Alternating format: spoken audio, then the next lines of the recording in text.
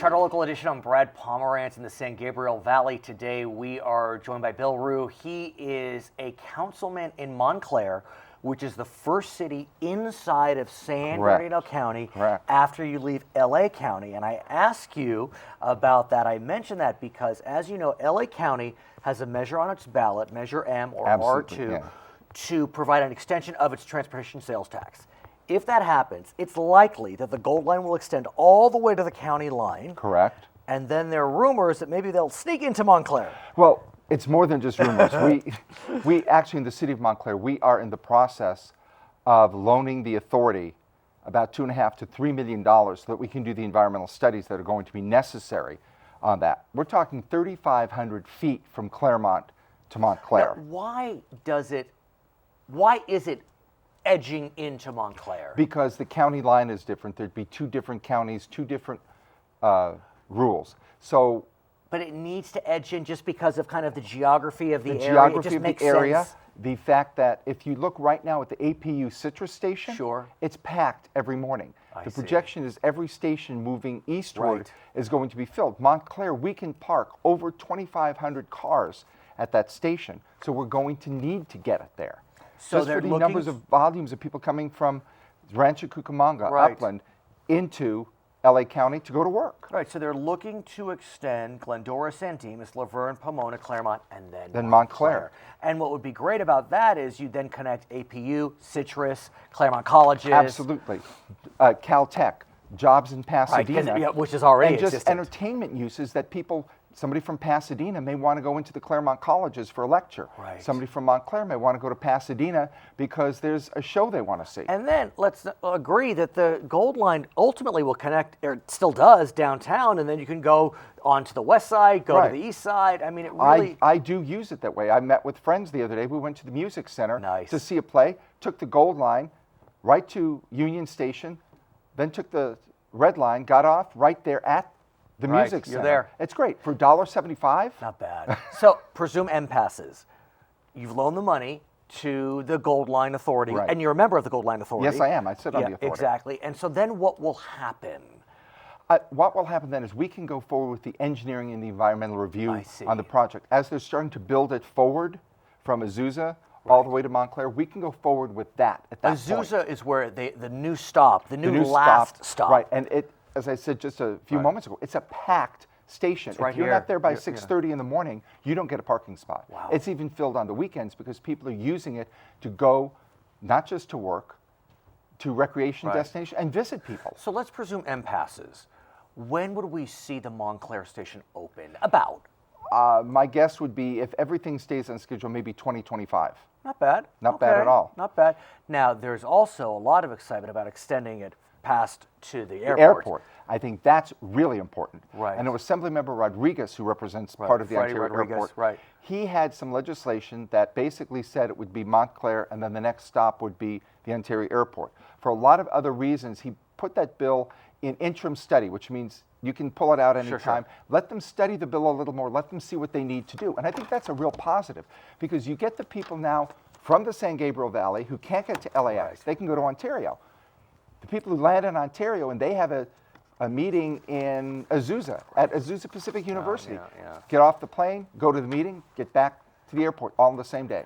I want to shift gears, if I may, and I want to speak with you about housing. Sure. Let's face it. It's getting expensive again to live in Southern California. Yes. I mean, I think about Claremont, your sister city. I mean, Claremont is hot, hot, hot. It is. It's. I presume, and I don't mean weather, I mean real estate-wise. No, it is. It's a very good market. Right. And the San Gabriel Valley has a lot of value to it. The issue is becoming, where will our children live? California is now a majority renter state. And here's what's remarkable about it being a majority renter state in LA County, and you're just outside of LA County. And our economy is really a San Gabriel Valley economy. The vacancy rate is 2.7%. That was in June. 2.7%, that's nothing. That's nothing. Right. And people want to be here. And so the question becomes, what can we do to continue to create affordable housing? And I don't mean affordable for low income. I mean something we can afford. Traditionally, we're the middle and the upper middle class. Right. Right now, you have people who will earn $70,000 a year and they can't afford to buy a house. And $70,000 is a very respectable living. It is. It's people. You're looking at nurses, right, school teachers, policemen. Well, some policemen and firemen, depending on what they're involved with. Paralegals, teachers. So we've got to look at that. I think there's some things we can do at the state level with regulation. I think we're seeing legislation on that. Right. But I think we also have to look locally. What can we do locally? Can we make some changes in the way we assess our fees? Do we have to have a specific model of home? Or can we say, hey, it's okay to be 35 units to an acre if this is going to be an area that'll be more affordable to our professionals so we can keep them in town. Mm-hmm. Yeah. And even workforce, we're talking really professionals right now. I want the school teacher to live nearby.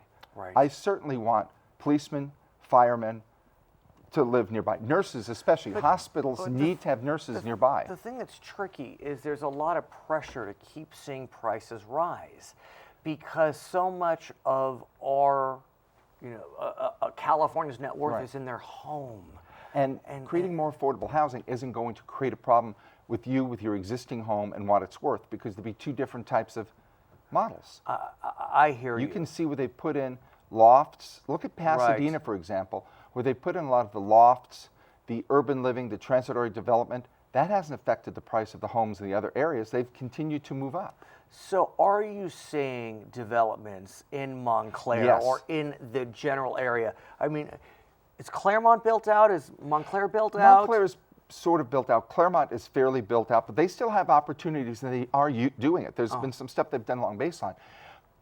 We have some new things going in on Arrow Highway. There's Arrow Station. We have the Paseos at Montclair across the mall that was done by the Canyon Johnson Partnership a few years ago. That's Magic Johnson. Sure. We have some new housing by Crestwood Development out of Glendora going in on Mission Boulevard. These are sites that people looked at over the years and said they're more industrial, but as the community and the region changes, it may not be industrial or commercial. It may be more residential. Well, what about mixed use? That's hot right now. It is. Even in Montclair, Claremont. Everybody wants mixed use where you live here. You got a Starbucks and you've got your, or office. Right. And what has helped that is about 2 weeks ago, the president signed some new legislation streamlining FHA. What it did Federal was Housing Authority.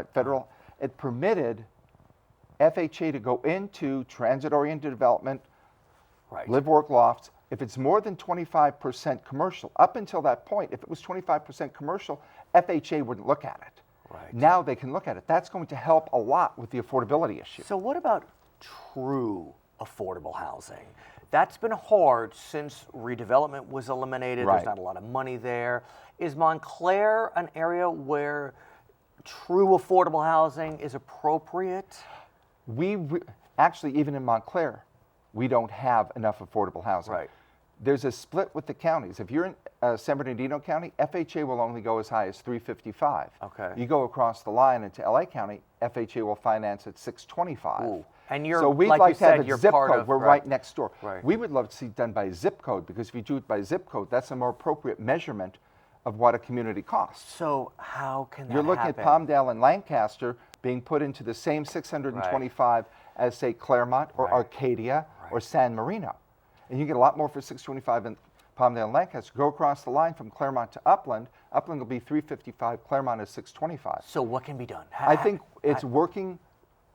The builders are doing it, the realtors are doing it. But meaning to change that definition. To change the definition so that becomes zip code based. And it's working with the members of Congress to get that in. A lot of the members of Congress from other parts of the country don't see that because they don't understand. To them, 355 is the biggest home in town. I know. And in parts, as you know, in parts of California, 355 on the west side of LA doesn't buy you a garage. And increasingly that's happening here. His name is Bill Ruh. He's a councilman in the city of Montclair, California. My name is Brad Pomerance. You're watching Charter Local Edition.